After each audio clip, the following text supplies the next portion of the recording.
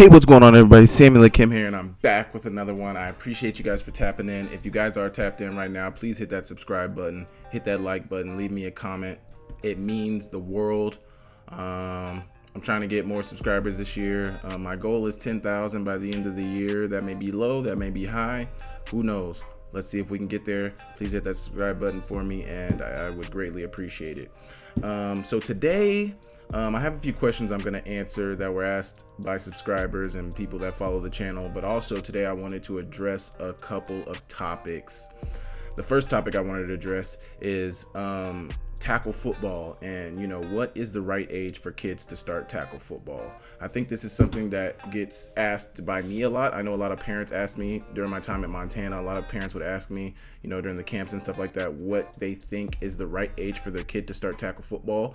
I know this is a hot topic right now. I know Washington or California is looking to ban college football or ban tackle football. If they ban college football, that would be, man, they might not make it out alive. But I know California is looking to ban tackle football for kids under the age of 12, which I honestly don't think it is such a bad thing. I think a lot of people are up in arms about it, but I don't really think it's a bad thing. I know personally I started playing football in the third grade, tackle football in the third grade. I started playing football in the first, flag for first and second, tackle in the third. That's the same thing my brother did, so I did that as well. But so third grade, how old would I have been? Maybe 9? I think I was 9 in third grade, 9 or 10 in third grade. I think that's a bit young. And I know a lot of people are going to say, oh, that's soft. Oh, like we're making the world soft. We're making these kids soft. But I mean, if you think about the hits on the head, and personally, I don't think kids are hitting that hard at that age. But if you just think about the hits on the head that kids stack up at that age, I don't think it's very necessary, and I don't think you gain very much by playing tackle football in third, fourth, fifth grade. 12 in California, that's got to be like 6th or 7th grade for most kids. I don't think that's bad. There's a lot of people who end up playing in the NFL who didn't even start playing tackle football till high school or late in middle school. So I don't necessarily think this is such a bad thing. What do you guys think? When do you guys think is a right age for kids to start playing tackle football? Because I know in Montana, I'm pretty sure Montana, it's 5th grade. They have flex, where it's basically like 2-hand touch, but they wear like light pads. But I'm pretty sure in Montana they don't start, or maybe it's only in Missoula, because I know everybody in Missoula, like in Oklahoma, we had the INFC, which was like all of the state of Oklahoma, or at least the northeast side of the state, that all participated. We would play all the local towns. But I know in Montana, everything is more spread out. So, I think they do it by a town by town basis, which makes sense for the state of Montana. I'd be interested to know how they do it in other states. I'm sure it's similar to Oklahoma and other states rather than similar to Montana. But I personally don't think 12 is too young. I would love to hear what other people think. I don't think thinking either this way or that way is wrong. I don't think if you think kids should play at a young age, it's wrong. And I don't think if you think kids should wait, I don't think it's wrong. I think it's a matter of opinion. I think it's a matter of you as a parent, what you think is right for your kid. But I'd love to know what you guys' thoughts are. So let me know what your thoughts are on that subject. Next, I wanted to talk about NIL. And this is a hot topic. I know I spoke on it last week, but I had a conversation with a friend who said that, a close friend, who said that he knows this kid who is a player at I believe he was at an FBS school. He hasn't played much. He's transferring, and he's got some good FCS offers, but he's looking for that name brand school. This is my friend's words. He said this guy wants to go somewhere with a name. So, I'ma just say this. And I was somebody who had a little bit of a name towards the end of my college career, but NIL was very new, and I made a little bit of money through NIL, but I didn't really get much out of NIL.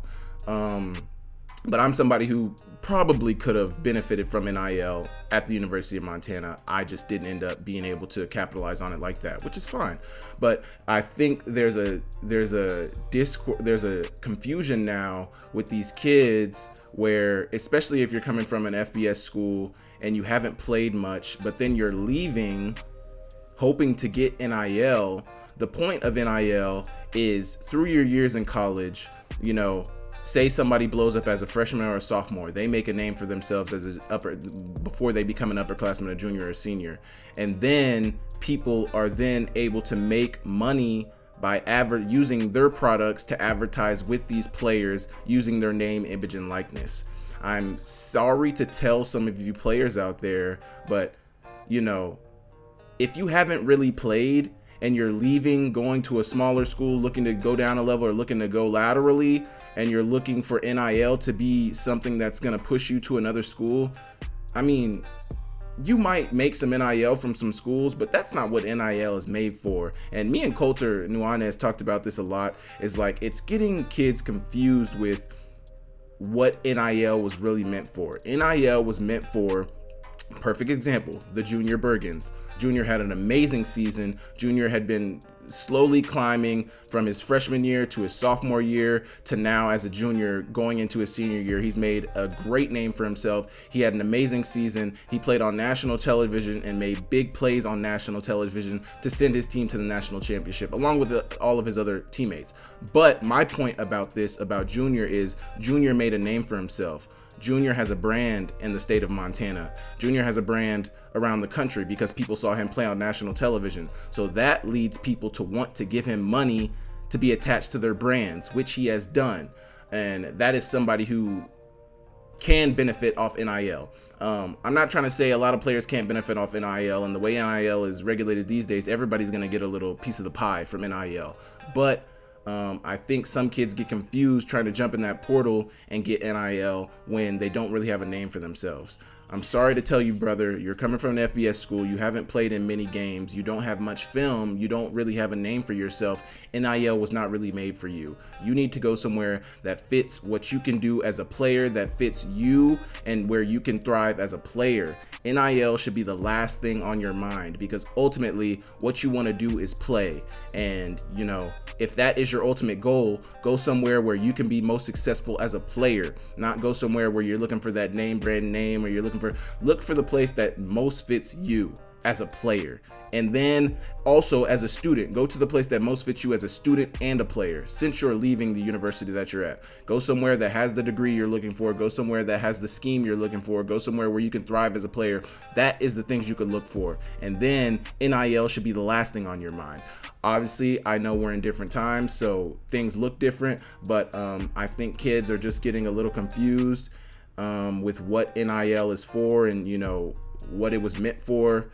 Obviously, like I said, everybody's going to get a piece of the pie, so I understand that, but I just think some of these kids are getting jaded by what they think they deserve, what they think they've earned. If you've only played in 4 or 5 games, I'm sorry to tell you, you haven't earned anything. You haven't earned the name, image, and likeness benefits. You haven't earned the right to be able to have somebody put your name next to their brand to make them money and ultimately make you money. I don't think, that's just my 2 cents. I think, like I said last week, I think NIL is very needed. I think it's necessary for college football. Players should be able to capitalize off their name, image, and likeness if they have one. But I think a lot of times these days, a lot of kids get in the portal thinking that they're going to get another $sign or something like that, getting a higher $sign than whatever they're getting at their university, and it's just not there. Also, I think a lot of people watching the NIL landscape are getting very confused by what some of these numbers are out here and what some of these numbers aren't. I think a lot of these numbers out here that are getting floated out here are false. So I think you'd be wise to look at some of these numbers with a certain level of skepticism and do your own research and understand that a lot of these numbers are false and fugazi out here. So understand that. That's my 2 cents on the NIL and people leaving. I just thought that was an interesting story because my friend came to me and he said, he'd be a great fit for this school, but he doesn't want to go there because of, they're not the name brand he's looking for. He's looking to stay at the FBS. He wants to go to another FBS school. He wants the NIL. He wants the name. I think kids need to get out of this mindset of thinking that NIL is going to save them or NIL is for them, because it's not for everybody, and it's a hard pill to swallow, especially when you have other guys on your team that are living good. That's probably the toughest thing for a lot of these players is like, you're putting in the same work as somebody else. obviously you're just not having the same success on the field as they are, but then, you know, they're driving this certain car, or they're eating this certain meal, they're living in this certain place. You know, their life looks vastly different from you, even though you guys Monday through Friday are doing the same exact things. So I understand that part of it, and I know that can get kind of hard for some kids out there. So I'm not looking past that. I understand that's a fact, but I think some of these kids just need a reality check. Okay. The next thing I wanted to talk about was I saw this quote on Twitter, and it said, with the FCS championship being played the first weekend after New Year's Eve moving forward, next year's game is tentatively scheduled for January 4th weekend. That would mean a 2-week break between the semis and Natty compared to a usual 3-week break. So this is for all the FCS people paying attention right now, which is most of my subscribers. So I appreciate you guys for tapping in. Go ahead and hit the subscribe button if you're still watching. I don't think that really changes anything in terms of the Natty, in terms of preparation. I mean, I think if you have some players who are just more banged up, who just are more injured, I think that tweet was tweeted by Sam Herder. I want to give him his props. He does really good research and really good work with the FCS and Hero Sports, and he's just a really good reporter. So I appreciate him, but we're touching on this right now. I don't think that would change anything for the national championship at all. I think that still allows players to get ready. I still think that allows coaches for preparation. I still think that allows you to do everything. I think it's honestly better because, you know, 2 weeks is one thing, 3 weeks, almost a month long. Obviously, it's only 3 weeks, not a full month, but 3 weeks off from football is hard. And just judging off of the championship game we saw a couple of weeks ago, I think Montana played fine after that first drive, knocked the rust off. Obviously, South Dakota State played well, really well, but I don't think changing it from 3 weeks to 2 weeks would change anything much. Yeah, I mean, I don't see how that could change many things. I think that's a good thing. I think, honestly, it would speed the game up, in the season faster, allow players to be able to have a longer break, allow players to have time off, allow players to get a little more time off before they start training for the next season again. I think that's ultimately good for the players. I don't know why they did the 3-week layoff before, but I think going forward, if they only do a couple of weeks, that'll be good for college football. So I'm not mad about that. I appreciate that, and I think it'll be good for the players ultimately. So that's my 2 cents on that. Okay. One more thing I wanted to touch on. The best/worst thing I saw last week was, and this is something I'll do every week, as I record a new video every week, I'll give you the best and worst thing in sports that I saw last week. And I don't know if you guys follow me at all, or I don't know if you guys have been tapped in. I mean, obviously you guys follow me, you're watching this video, so you follow me and you subscribe to my channel. But I was a longtime Cowboys fan, and this just makes me happy to be able to talk about this right now, because I actually did an interview with Kyle Hansen before the national championship, and I was talking to him about how I used to be a Cowboys fan and no longer am, and I just feel so justified right now. Because last year the Cowboys faced the San Francisco 49ers. I think it was in the wild card game, and it might have been the divisional. No, because I don't think they won one. I think it was wild card. They played the 49ers in the wild card in San Francisco. Yes, because the Eagles won. Yes, so they were in the wild card. Yes. They played San Francisco and the 49ers. They played the 49ers in the wild card in San Francisco, and man, they lost. And once again, the Cowboys had a really good year. They've won 12 games 3 years in a row and have lost. I think the first year they won 12, they lost in the divisional, but they've won 12 games in a row and have yet to make an NFC championship or a Super Bowl. So we have that.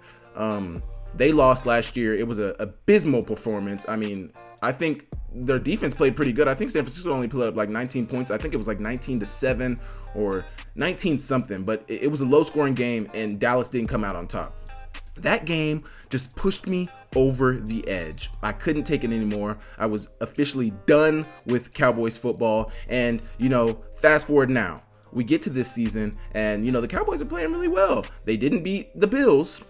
They didn't beat the Dolphins. They didn't beat the 49ers, but everybody kept coming up to me like, "Hey Sam, are you salty about not being a Cowboys fan anymore?" Mostly my close friends who knew. I think a lot of people outside of my close friends and my family don't really know that I wasn't a Cowboys fan anymore because I didn't broadcast it everywhere, but I don't support the Cowboys anymore. Anyway, everybody kept coming up to me like, "Hey man, the Cowboys look pretty good. Are you salty?" And I was like, "No man. This is what they do every year. And you guys don't understand. I mean, you guys do understand this because you watch the Cowboys. So I don't know why you guys are coming up to me asking me. You guys should have waited till after the playoffs see if they won a playoff game to ask me if I'm salty, because watching them be successful during the regular season does not make me salty that I'm not a Cowboys fan anymore, because they do that every year. And what happened? They got to the playoffs. They saw the 7th seeded Packers and got beat down. Absolutely beat down. So, I feel so justified in my decision of not being a Cowboys fan because everybody was saying, I mean, they look good. They look good. Yes, they look good because they are a good football team. They have great talent on defense, a bunch of all pros on defense, great talent on offense, a bunch of all pros on offense. But when it comes down to the wire, the Cowboys are going to let you down. And if you watch Stephen A. Smith, he talks about this every week, and I feel bad that he got to me. I mean, he didn't get to me. The Cowboys got to me. But I feel bad that he's right, because for so many years, I was like, nah, they'll get one eventually. They'll get one eventually. No, they're never going to get one. They're never going to get one because it happens every year. Every year they're good. Every year they're good. Every year they're competitive. Every year they put up ungodly numbers offensively. Great defense, great talent. I mean, it looks good every year. And what happened once again in 2024 playoffs, wild card weekend against the 7th-seeded Packers? My brother plays for the Packers, Samori Toure. Love him to death. Congrats to you, brother. But I mean, and I'm not even salty right now. I'm happy. I'm happy. Because if they would have won, I would have been like, okay, good for them. Good for them. But they lost. So that means I was right, because I would have went through a whole nother season being a dedicated Cowboys fan, rooting for this team, loving this team, giving them my all, and they would have let me down again. So, that's the best thing I saw this week. Best decision I made of 2023 was dropping my Cowboys fandom. I'm still a Thunder fan. We don't have to talk about the Thunder right now, but we're having a great season. We lost last night to the Lakers, unfortunately. I'm recording this on Tuesday, but I think we might still be number 2 in the West. The Nuggets might have jumped us, but we're top 3 in the West, so, I'm good. Based off what we've been in the last couple years, we have not been good, so I'm happy to see where we're at. Anyway, I have some fan questions I wanted to answer before I get out of here, and we'll get right into those right now. So, a fan asked me, Carson Thomas 006, and this is off of Instagram. Carson Thomas 006, why did you choose the University of Montana over other schools? Plain and simple, bro. I didn't have any other offers. Montana was my only offer, only D1 offer. I had some D2s and smaller schools from other universities, but my only offer, full ride scholarship, was from Montana.